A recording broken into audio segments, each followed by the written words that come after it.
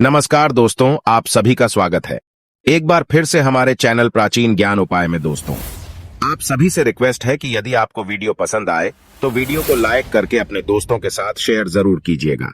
आइए वीडियो शुरू करते हैं। भगवान गणेश विघ्नहर्ता माने जाते हैं। कहा जाता है कि गणेश जी जिन जातकों पर प्रसन्न होते हैं उनकी सभी विघ्न बाधाएं दूर हो जाती हैं। ऐसे में गणेश जी की कृपा पाने के लिए बुधवार के दिन उनकी आराधना जरूर करनी चाहिए। शास्त्रों में भी मान्यता है कि जिस जगह विघ्न विनाशक का वास होता है वहाँ रिद्धि सिद्धि, शुभ लाभ और माँ लक्ष्मी भी विराजती हैं।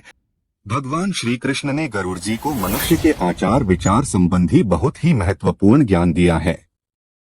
यदि मनुष्य शास्त्रों के नियमों का पालन सही से करता है तो उसके जीवन से 90% परेशानियां अपने आप ही खत्म हो जाएंगी।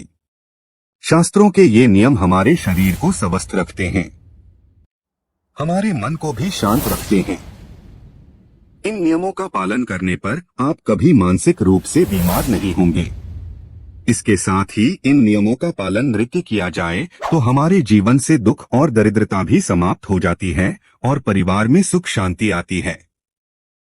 आज हम आपको ऐसे ही कुछ शास्त्रीय नियमों के बारे में बताने जा रहे हैं जिनका पालन बच्चों से लेकर बूढ़ों तक सभी को करना चाहिए। इससे आप 1 महीने के अंदर महत्वपूर्ण बदलाव महसूस करेंगे। आप खुद अपने घर की परिस्थिति को अपनी आंखों के सामने बदलता हुआ देखेंगे। इन चमत्कारिक नियमों का प्रभाव ही ऐसा पड़ता है कि व्यक्ति ईश्वर के सानिध्य में चला जाता है और ईश्वर से जुड़ जाता है। तब उसके जीवन से सभी प्रकार के दुख खत्म हो जाते हैं। आइए जानते हैं उन महत्वपूर्ण नियमों के बारे में। दोस्तों, वैसे तो हमारे सभी धर्मशास्त्रों में प्रातःकाल सूर्योदय से पहले ही उठने के लिए सर्वोत्तम समय माना गया है, लेकिन आजकल की अनियमित दिनचर्या में यह असंभव सा लगता है। फिर भी हमें सुबह जितनी जल्दी संभव हो उतनी जल्दी उठने की कोशिश करनी चाहिए।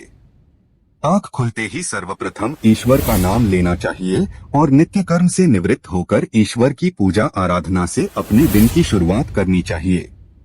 ऐसा करने से आपके तन और मन में नई चेतना और सकारात्मक ऊर्जा व्याप्त होती है जो दिन भर आपको अच्छी बातों की ओर प्रवृत्त करती है। यदि संभव हो तो सूर्योदय के समय सूर्य देवता को अर्घ्य जरूर दें। सूर्य देवता को अर्घ्य देने के साथ ही सूर्य नमस्कार करने की भी आदत डालें। सूर्य नमस्कार एक सर्वांगीण व्यायाम होने के साथ ही सूर्य देवता के प्रति अपनी कृतज्ञता व्यक्त करने का माध्यम भी है। सूर्य मंत्रों के साथ सूर्य नमस्कार करने से मानसिक प्रसन्नता और शांति मिलती है और साथ ही निरोगी काया और जीवन के प्रति उत्साह भी जागृत होता है। इसलिए प्रतिदिन सूर्योदय के समय सूर्य देवता को नमस्कार करने की आदत डालें। दोस्तों, कुछ पेड़ पौधों को ईश्वर का विशेष आशीर्वाद प्राप्त रहता है। ऐसे पेड़ पौधों की हमारी हिंदू संस्कृति में भगवान की तरह ही पूजा की जाती है। ऐसा ही एक अत्यंत पवित्र पौधा है तुलसी का पौधा। यह पवित्र पौधा हर हिंदू घर में होना ही चाहिए। शास्त्रों में कहा जाता है कि जिस घर में तुलसी वृंदावन नहीं है वहाँ श्री हरि का वास भी नहीं है, और जहाँ श्री हरि का वास नहीं है वहाँ लक्ष्मी जी का वास कैसे हो सकता है। तुलसी श्री कृष्ण की अत्यंत प्रिय सखी होती है। सुबह तुलसी को जल अर्पण करने से और कुछ समय तुलसी के पौधे के पास बैठने से अत्यंत शुद्ध और पवित्र हवा हर श्वास के साथ हमारे शरीर में प्रवेश करती है, जो हमें दिन भर सकारात्मक रहने में सहायता करती है। इसलिए देव पूजा और सूर्य उपासना के पश्चात तुलसी की भी पूजा करें। तुलसी की माला को भी गले में धारण करने से मन की शुद्धता और सात्विकता बढ़ती है, मनोबल बढ़ता है और आरोग्य प्राप्ति होती है। दोस्तों, हम अक्सर किसी पूजा पाठ के बाद या तीज त्योहार पर ही अपने माथे पर तिलक लगाते हैं, लेकिन हमारे शास्त्रों में प्रतिदिन माथे पर तिलक, कुमकुम, चंदन, केसर, हल्दी और भस्म लगाने का शास्त्रीय, तांत्रिक और वैज्ञानिक आधार पर महत्व बताया गया है। माथे के बीचों बीच इन सभी में से कोई एक भी चीज लगा लेने से व्यक्ति के मन की एकाग्रता बढ़ती है, मानसिक तनाव कम होता है, आध्यात्मिक शक्ति बढ़ती है, जिससे तन और मन में शुद्धता का अनुभव होता है और बुरी शक्तियां चाहकर भी हमारे आसपास नहीं आती है। इसलिए प्रतिदिन पूजा के बाद अपने माथे पर तिलक लगाना चाहिए।